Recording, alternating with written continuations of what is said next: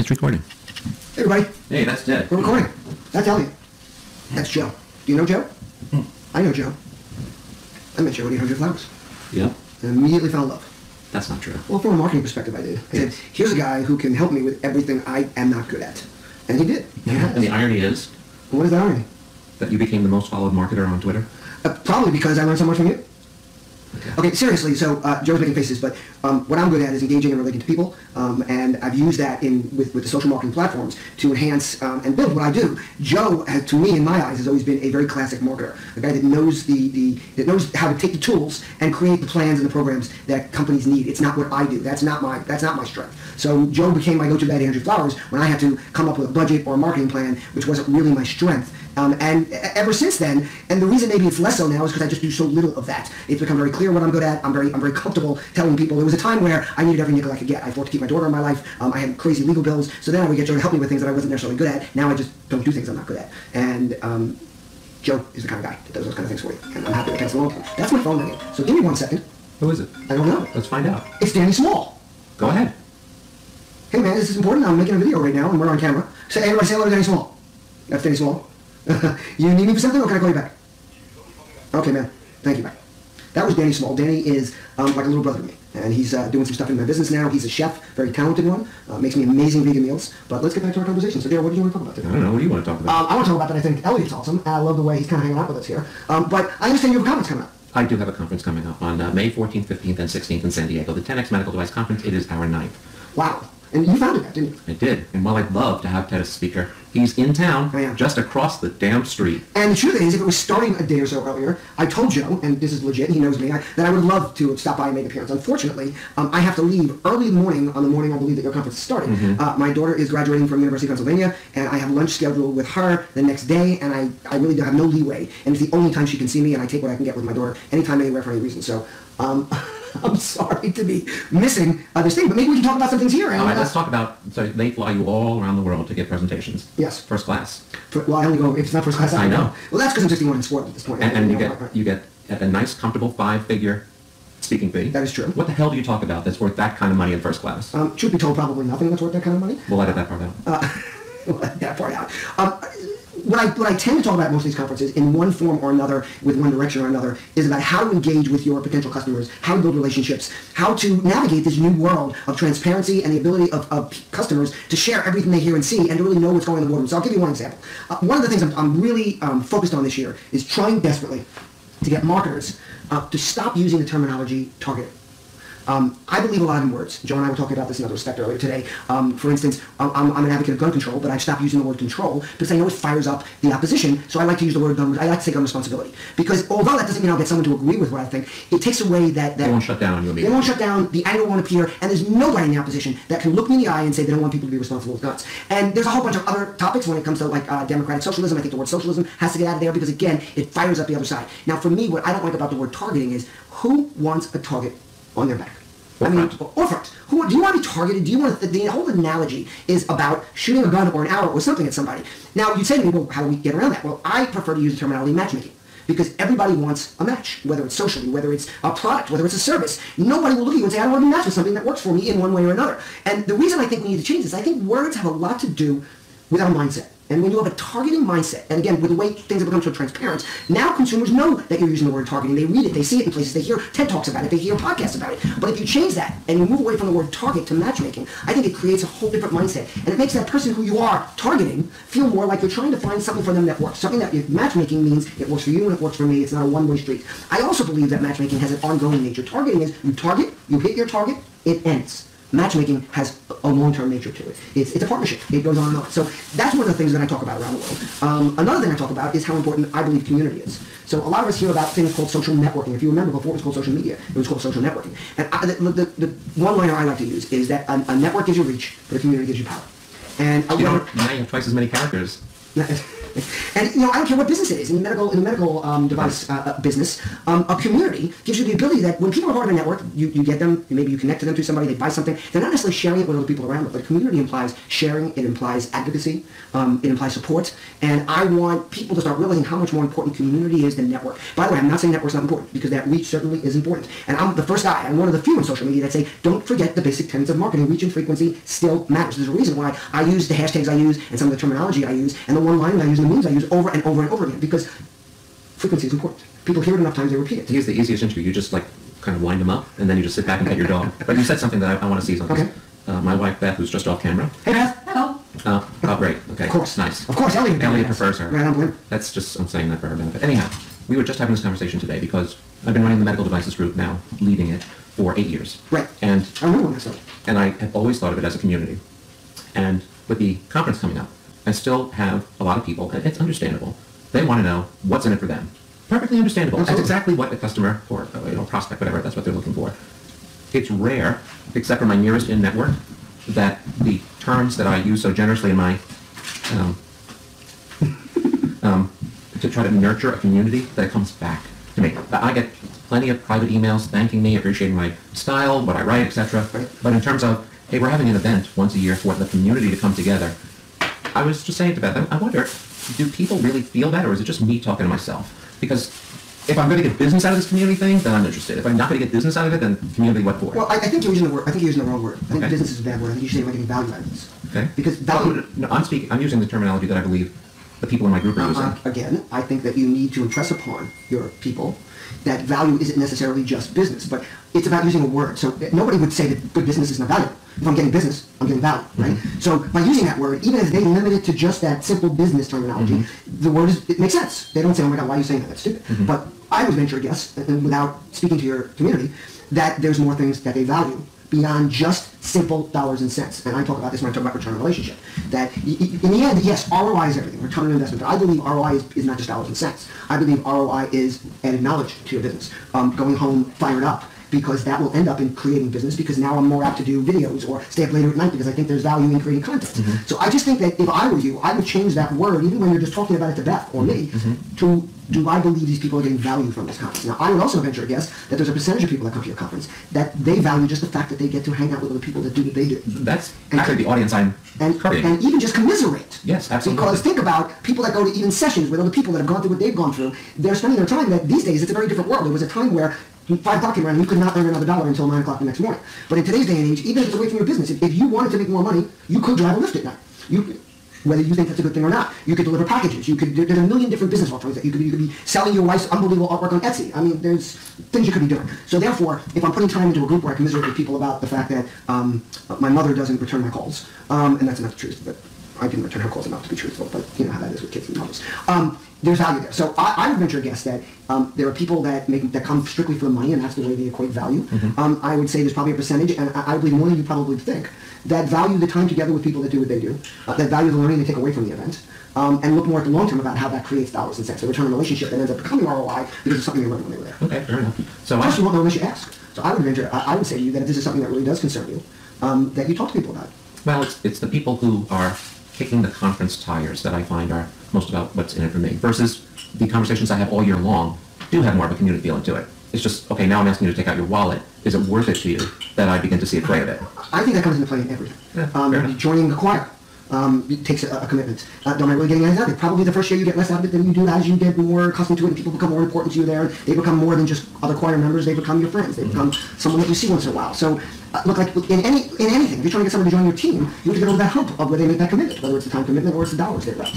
I think that part of what you've done, I would assume you do this, you probably get, do you ask people for video testimonials or things like that? Because, you and I can say how valuable what we do is. I can say, oh my God, you guys got to come see me on stage, I'm great, but truth can be told, it's the people that tell their friends, oh wow, Ted Rubin's speaking there, you should go. Or the people that saw you who work somewhere else. I mean, I have 2 gigs coming up, the one that I'm doing in the competitive one. In San Diego. Yeah, across the street from mine. And the one I'm doing in Miami, in Fort Lauderdale actually, in June, were both people that saw me speak, that they attended, saw me speak, and said, oh my God, we got to have right. And they saw the reaction of the crowd, or something like that. So yes, it's part of why, to me, when I'm on stage, it's not just about what you as the guy who hires me wants.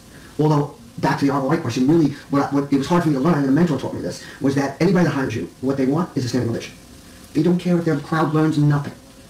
Whereas I have two goals. I want people to walk away and feel like they learned something, but I also want to know that I connected with them. So my delivery and my presentations are never the same, even when they have the same title and hired for the same reason. They always change, because I don't deliver a speech. I have guidance slides that take me through a series of things I want to address, and then I address them very differently for every crowd, depending on the feedback I'm getting. Now, this is kind of irrelevant to your thing, but when I first started speaking internationally, I had to learn that international crowds react differently. And European crowds tend to be much more stoic, which is very hard for a speaker that's trained in the States, who I see people just staring at me, and I think, I suck. Like, what do I have to do to get this crowd to react? And I always try to find people in the audience that are much more reactive than others, so I can see if I'm getting through. Now, granted, I try to look for various people, because a mistake some speakers make is they find that one person. And that one person digs you. And everybody else thinks you suck. So I tend to move around the crowd to make sure that I'm getting multiple people. And then very often I do the opposite. I focus on the guy who I think hates me. And I try desperately to turn him around to get a reaction out of that particular guy or that woman. So that, and by the way, it's 50-50 whether it's a woman or a guy. I see that person just rolling their eyes, and I try to turn that around.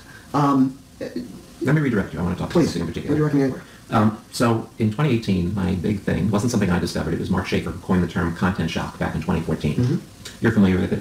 For our studio audience, there's so much content out there you couldn't possibly consume it all. So if you are going to say something, make it unique, make it meaningful. Don't just issue pablum because it's Wednesday and I need to publish a blog post and it's a few paragraphs and nobody cares because nobody will care. So that was like my aha for last year. And I wondered, is there anything more important than that in this age of content marketing? And I think I've happened upon what it is for me for 2019, and that is the simple notion of recording yourself. Because, I was saying this to a friend, good marketing typically happens when nobody's paying attention. And what that means to me, it looks as though you have a refute for that, but what that means to me is building a brand. This is pretty consistent with what you teach. Building a brand and having a relationship. There's a lot of good stuff in there that happens just in our conversation that I wouldn't think of writing a blog post about, but it made an impact. And what I'm suggesting for my clients is, for those of you, because I get this great resistance, I talk about content, they're like, I don't want to write a blog post, I'm not a good writer, I don't have time, and the like. I say, great, just record yourself doing your job. Because if people heard you doing your job about validation and verification or something specific about design engineering, about which I know nothing, the people who would hire you for that would be like, this guy really knows what he's talking about. That's interesting. And so I believe that a way to get past what I call content anxiety, I don't know what to do, what to write, when to write, whatever, is to just be yourself, do your job, and when you're in the flow of your job, that's what people want to learn, not when you're out of the flow because you have to write a blog post now. What do you think about that? Okay, so it seems to me after that whole soliloquy. Nice. You're talking about soliloquies. I ask a question, and 10 minutes later I say, I'm interviewing, you're asking me a question, you lost me because you kept going and going and going. I have 20 different ideas, and I forget them as we go. So what I'm just going to say is that I'm going to try to condense it so these people can know what you're talking about. And they can go home happy. Is I believe what you're asking is, how do you get past, how do I create content, how do I put out something there that people might be interested in, and I think that was the result of what you were talking about. And I want to go back to one thing that you said about content shock. I think one of the problems with that terminology and with that whole concept, and by the way, I agree 100%, there's way too much content out there, is that it makes people not only, oh my God, what can I make that people will be interested in, it also starts them believing this bullshit thing about how the term, how many times have you been in a conference where someone puts that stupid fucking slide on the wall about goldfish, about how our attention span is less than that of goldfish. That is the stupidest, dumbest slide ever. Don't listen to it because it's crap. Because what they're trying to get you to do is say, oh my God, you have to create 6-second content and short content. Always has to be snackable. Guess what? Content people like, they will watch forever. The time span of people watching on YouTube has been going up year after year after year. Because people like your content, they will devote as much time as they can to it. So that whole, get in real quick because we don't have attention spans, we do have attention spans, the things that we're interested in. Exactly. Okay, so back to your thing. I think what you're really asking is some certain shortcuts or ways to come up with content, or how to become a content creator when you're not. So I like your idea if it's this. If you're saying to me, record yourself and then turn that into content later, I love that. That's it. If you're saying record yourself and take that recording and put it online, I hate that. Right. Okay? Or I don't hate it, but I think it's going to scare away as many people. I agree. Okay? So here's what I do, which is similar types of things. I accept offers to be on podcasts and to be recorded all the time. On the condition that you get access to the thing and you can manipulate it later? No. Go on. First of all, someone like Joe, or someone like you, if you have a small business and you get to know me a little bit through social media, reach out to me, I'll almost always agree to be on your thing. First of all, I do it for a return relationship. I do it to be nice, to help people. Now, if you work for Microsoft and you ask me to be on your show for free, I'll say no thank you, my fee is $5,000. And then I'm happy to do it because you're Microsoft and you can certainly afford that. And I get a lot of people from places like Microsoft to come to me and go, why won't you do it? You do it. I know Joe's not paying you that. I'm like, Joe has a small business. He's operating out of his house or somewhere else, at a conference that he's developed himself. You can afford to pay. But another reason I go on all these things is selfish, is that I come up with great ideas when I'm being interviewed. Because someone asked me a question, and a lot of my material, a lot of the new things I've come up with have happened Excuse me, I need to drink my You know, I find that my best material comes when I'm on a client call. So And I'm client, responding to something that they ask. client calls, podcasts, video interviews, and by the way, they're all being recorded. So now I go back and reference it. I don't even have to say, oh my God, I got to write that down. So that's one great way to come up with new ideas. I take that talk track and I throw it into Otter AI and I get a transcript. Now, the second part of this is you're going to say, well, you know, nobody asked me to be on a podcast. Nobody asked me to do it. So first of all, Joe's idea is make believe on a podcast. And it doesn't even have to be. Like I said, when I'm actually taking a client call for which I am being compensated, that doesn't mean that the great ideas that came out of my mouth can't be repurposed and shared elsewhere. Exactly. So record something you're doing. Record things. Now, here's another way that might seem a little simpler to people. One of the ways I started creating content, and I still do. I am not a natural writer. I get paid. I get paid significantly to write blog posts for some major companies. But my deal with them is always I have to pick the topics. I have to decide what I'm writing about. I cannot be given an assignment. I'm not an assignment writer. I don't think that way. I can't just sit down and write about something. The way I develop most of my blog posts and most of my content is as a reaction to other people's content. So if you're in business, my guess is you're listening to podcasts, you're reading newsletters, you're reading articles about your business, about things and stuff. And my guess is you agree or disagree with those things you read. And you tend to get fired up. So I don't know if you comment on other people's content, but my advice to you is to start commenting. And to do it, again, I'm going to give it to you for the selfish reason, for the what's in it for me. Most of my content comes from comments I make on other people's blogs. One of two things happens. Joe writes a post and I go, oh my God, that is brilliant. And I go in to write a comment, usually just to be nice to Joe because I like what he wrote, but I'm writing about something I'm passionate about and I start writing a comment and that comment becomes 3 sentences long. I save the link to the post in an email. I save my comment. I write in the subject line, blog post, medical device mediocrity. I don't know, I just came up with that, right? Because that's what Joe was writing about maybe. And then I take that later and I turn that into a blog post. Sometimes it's just exactly what I wrote in the comment becomes the blog post. Other times I'll go back to the blog post that I was commenting And see on. what other comments may have come. And see, or what else I think of when I have a little more time to write it, and sometimes I'll take that 3 sentences and turn it into a longer blog post. This is how I create most of it. And sometimes it can be the opposite. Joe, that is the dumbest thing I've ever heard. I totally disagree with you. And by the way, I think most of us tend to get more prolific as writers when we don't agree. Mm-hmm. Because you start writing why you don't agree. Mm-hmm. Oh my God, Joe, because you didn't consider the fact that mediocrity is not the way we want to go. Mm-hmm. And you start writing, and it comes from a passion point. And that's the way most of my, and what happens is, I read a lot of things. I read a lot of newsletters. I watch a lot of podcasts, or listen when I'm doing something. I try to multitask. When I'm working out or something, I listen to podcasts instead of music. Because it's just, and granted, I don't get it all, I don't hear it all, but something will register. And then I keep saving that stuff, and whenever I need a blog post, that's where I go. And I do the same thing at conferences. Now, I speak and MC these conferences, but while I'm not speaking, and while I'm not MCing, other people are. And something gets said that I react to, and I quickly scribble it down, and I go right to my, and by the way, here's another little tip. Now, I don't know if you're on Twitter, and I'm not saying you should be, but one of the things I love most about Twitter is that I share my ideas there, very often that are coming up while I'm listening to other people, and I get immediate feedback. And also it's a great way to save it. I go put it into Twitter, I like my own post, and I save it in my likes, which is where all my... Just relax, do you know what your current Twitter account is? 543 maybe, 1,000. I don't know, somewhere in there. Okay. And that's just on tedrubin.com. I have a few other handles that are pretty active that have a few 100,000 followers. One of them is @parenting, and there's a lot of parenting. You have parenting? I'm missing the, so I have PARENTNG. Okay. It has 380,000 followers. A mom blogger helps me keep it up from the real mom, active, she's got young kids perspective. Mm-hmm. Most of my stuff is dad stuff or stuff about being a divorced dad or stuff like that. But yeah, it's a pretty active handle. But I use Twitter to test content. I also, so even when I'm going to write a longer Facebook post, very often I'll post part of it to Twitter first. Because although, yes, when you write a tweet, it lives forever, it tends to go away a lot quicker than a Facebook or LinkedIn post. Like immediately. Right, and people don't, yes, people can find it if they want to call you out. Right. But it doesn't live there as something for people to constantly... Well, it's going to happen. So I test stuff out there. I was heavy into Twitter until this link thing happened, and that became my primary platform. I'll tweet things from now and again. But I think, on Medical Marcom, I have maybe 3,000 followers, okay? Which is probably considerably higher than most people watching this, because either they don't use it or they never built it. And in that community, it's fairly sizable. Well, I can put something out there, and if I'm lucky, I get a like or a comment or something.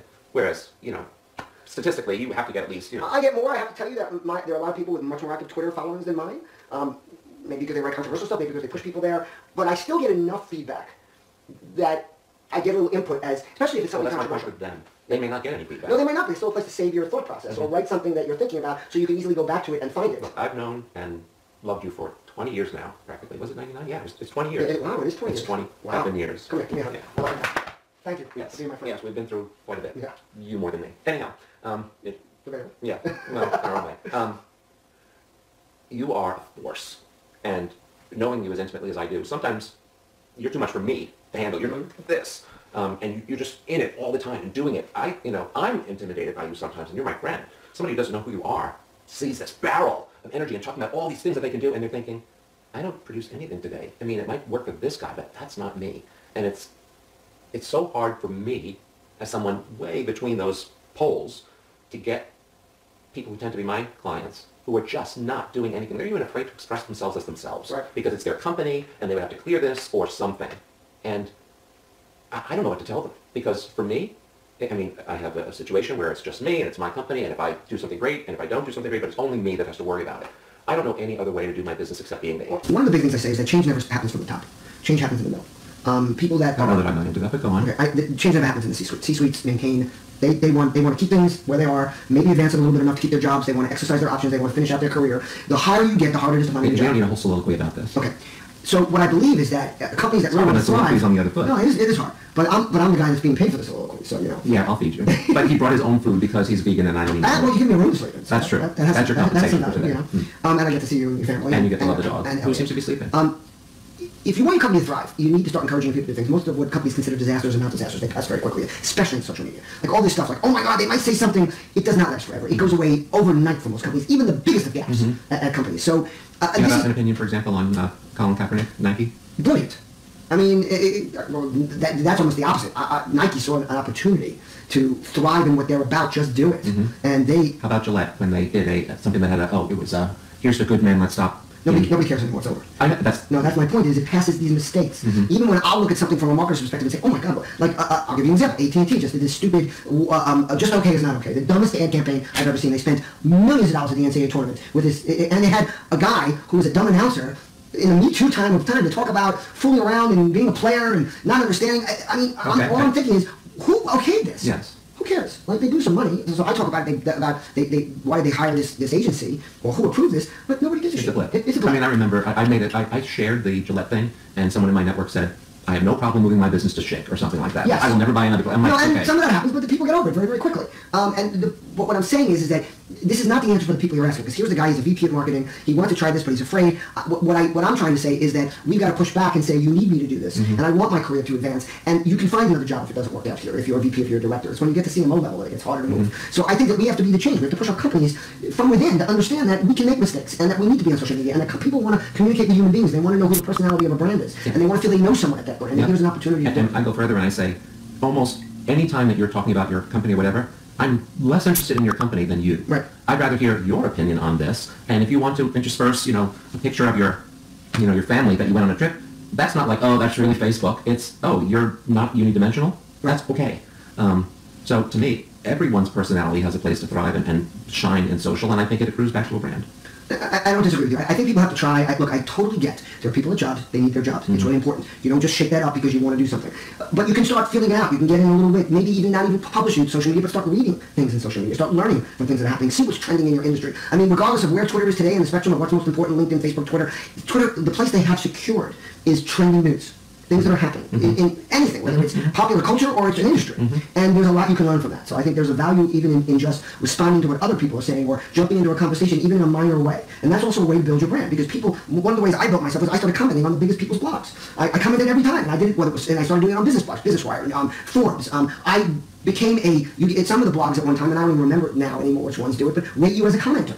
And that brings you up. And one of the reasons Seth Godin doesn't take comments on his blog is part of the reason it's true, which he tells people, is that because I don't care about other people's opinions. He will tell you that. Like, this is my house, and I want to say what I have to say, and I don't care what you have to say. And if you don't like that, you don't have to be here. But another reason, and one of the major reasons he doesn't allow comments in his blog, is because he doesn't want you building your brand on his blog.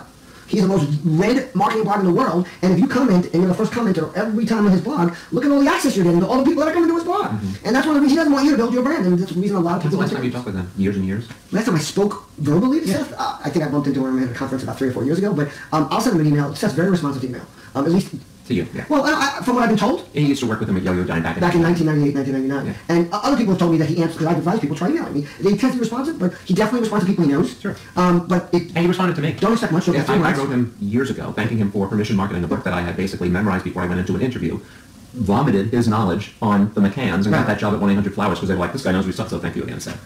I would have met Ted if it hadn't been for your book. There you go. There you go. But you don't get much. Don't expect more. It's almost like communicating with your teenage daughter. You get back, K, yeah, see you then.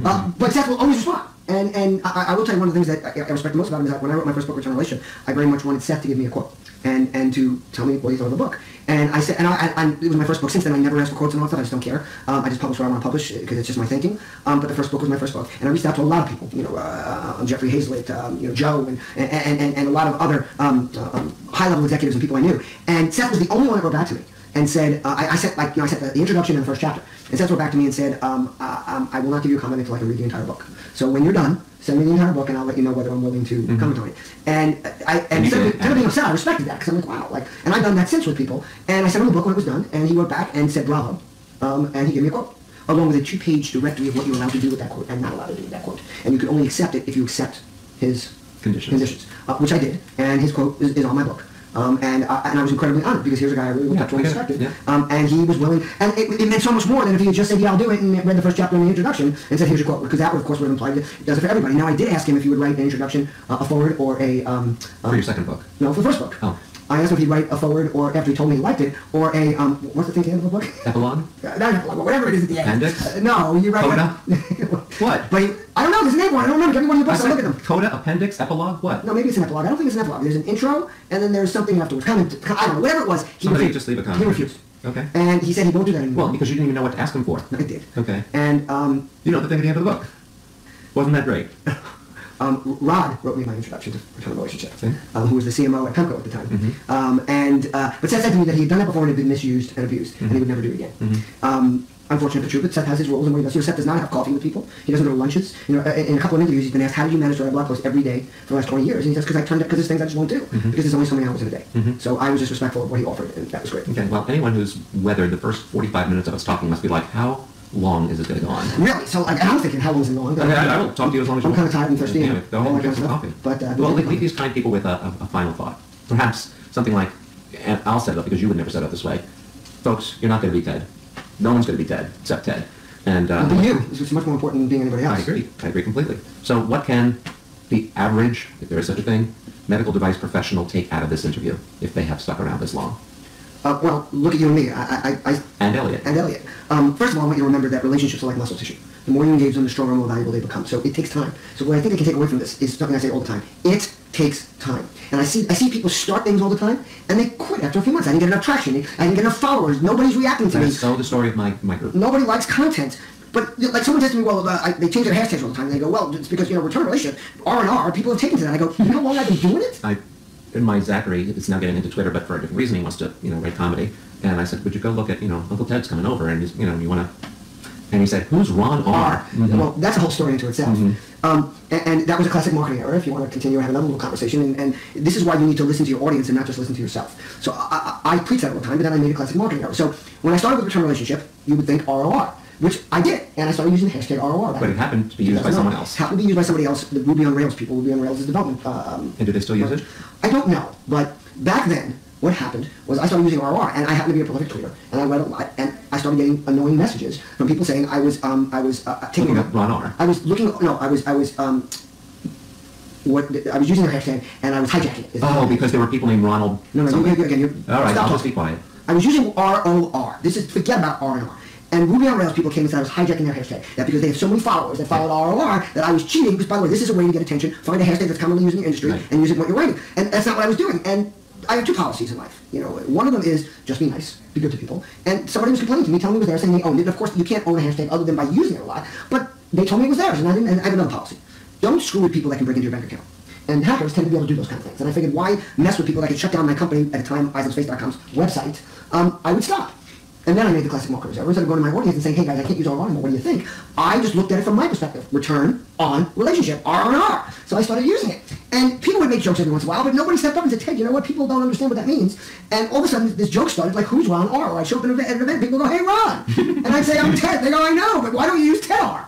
It has to TEDR. Ted Rubin. And when it finally hit me, this classic mistake I had made, I didn't make the same mistake twice. I reached out to my audience and I said, should I change it? And they said, no. Number one is you've gotten some traction and people recognize and use RonR. And number two is it's a great story. So, and plus we love calling you Ron. So I didn't change it. But what I want to, back to what we were saying, is repetition. Doing things again. If you pick a hashtag, stick with it. Don't be afraid to have multiple ones. Over the years now, I use RonR for return relationship. I have no let up for that. In life, there's no let up, and it relates to business, it relates to your personal life, it relates to everything. This dad won't quit. I'm a divorced dad, and my ex has tried to keep my daughters out of my life, and I will never quit trying to be a part of my daughters' lives. Follow the path. Came when I started a company called Prevailing Path, which was about content, but it took on a lot more meaning for me, that I follow a path, and my path is important to me, and you should follow the path, and that path could be yours or someone else's. That's really up to you. So stick with it. Find something that you know is important to you and keep doing it, whether it's marketing or something else. And your audience, at some point, by the way, stick with it doesn't mean don't evolve it, doesn't mean don't make it better, doesn't mean don't fix it or move it or weave it, but it takes time for things to catch on. So don't give up overnight. And as for me, one of my biggest regrets in anything I've ever done in life is not staying with things long enough. Whether it's a sport, whether it's a language I want to learn, whether it's business, whether it's a friendship. Giving up too early, to me, is always a mistake. No let up, baby. Ted Rubin, ladies and gentlemen. Thank you, Joe. This was fun. Yeah, it was. What do you think, Elliot? Thank you. Turn the camera off. I will.